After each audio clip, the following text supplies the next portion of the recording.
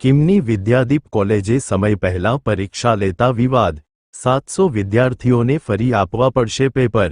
જી હા, સુરતની વીર નર્મદ દક્ષિણ ગુજરાત યુનિવર્સિટી ફરી એકવાર વિવાદોમાં ઘેરાઈ ગઈ છે।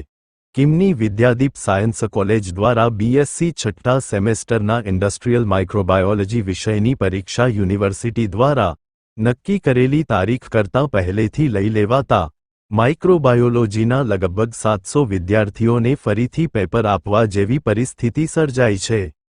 વીર નર્મદ દક્ષિણ ગુજરાત યુનિવર્સિટી દ્વારા આ વિષયની પરીક્ષા મૂળ 2 એપ્રિલે યોજાનાર હતી, પરંતુ વિદ્યાદીપ કોલેજે આ પરીક્ષા 27 માર્ચે જ લેવામાં આવી હતી। આ કોલેજ લેવલ ભૂલને કારણે પરીક્ષાની પારદર્શિતા અને વિશ્વસનીયતા પર પ્રશ્ન ઉઠ્યા છે।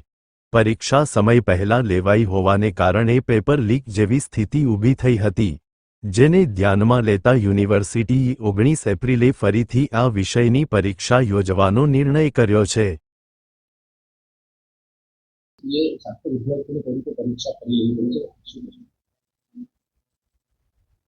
આપણી વીર નર્મદ દક્ષિણ ગુજરાત યુનિવર્સિટી સંલગ્ન વિદ્યાદીપ સાયન્સ કોલેજે 2 એપ્રિલે જે ટીવાય બીએસસી માઇક્રોબાયોલોજીની પરીક્ષા લેવાની હતી એમણે 27મી માર્ચે લઈ લીધી હતી।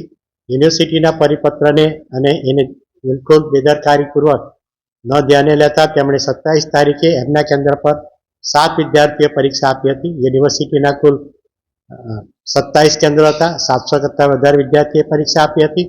આ તમામ રદ કરવામાં આવી છે અને હવે એ 19મી એપ્રિલે લેવાના છે।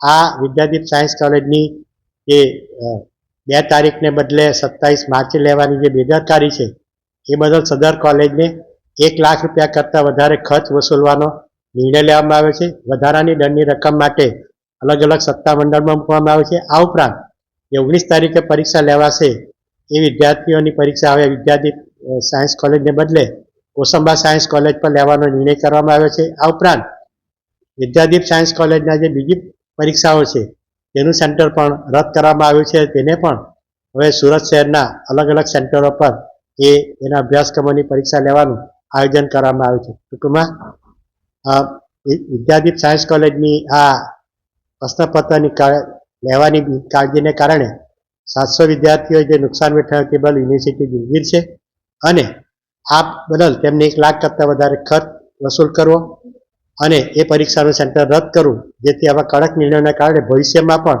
યુનિવર્સિટીની આ પ્રકારની પરીક્ષાઓની લેવાની સેન્ટરો બેદરકારી કરશે તો દંડની રકમ પણ વધશે અને એક સત્ર કરતાં વધારે સત્ર સુધી એની પરીક્ષાનો રદ કરવાનો પણ નિર્ણય લેવાઈ શકે છે। જો કે આ સમગ્ર પ્રકરણમાં ભૂલ વિદ્યાદીપ કોલેજના આચાર્ય સહિત સંચાલકોની છે, જેમણે પરીક્ષાની તારીખ અંગે જવાબદારી નહીં રાખી। હાલ વીર નર્મદ યુનિવર્સિટી આ કોલેજમાંથી પરીક્ષા કેન્દ્ર કિમથી કોસંબા લઈ જવાનો નિર્ણય કર્યો છે, જેમાં આખરે વિના વાંકે ભોગવવાનો વારો તો 700 વિદ્યાર્થીઓને આવશે જેઓ પરીક્ષા આપી ચૂક્યા છે। સાથે ફરી પરીક્ષા કેન્દ્ર બદલાતા પણ હાલાકી તો કોલેજના વિદ્યાર્થીઓની થશે। ત્યારે આ નિર્ણય અંગે વીર નર્મદ યુનિવર્સિટીએ ચોક્કસ વિદ્યાર્થી હિત ધ્યાનમાં લેવાની જરૂર છે। કેમેરામેન સાબિર અલી સૈયદ સાથે કાદિર શેખ, કર્તવ્ય ગુજરાત ન્યૂઝ, સુરત।